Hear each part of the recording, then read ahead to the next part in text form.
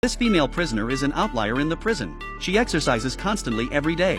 When others are resting and chatting, she works hard to train her back muscles. When others are cooking porridge to relax, she takes the opportunity to exercise her arm strength.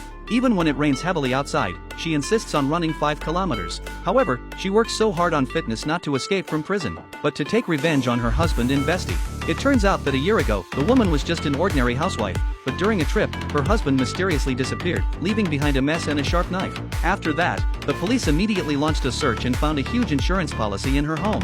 Her name was written as the beneficiary. This made the woman incredible, but because she could not explain the evidence, the woman was also sued in court and then imprisoned for murder.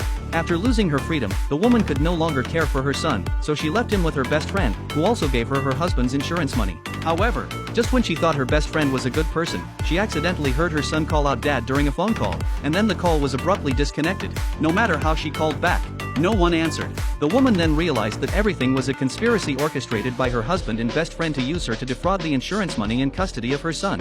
Upon learning the truth, the woman was devastated. But without evidence, she could only endure her anger.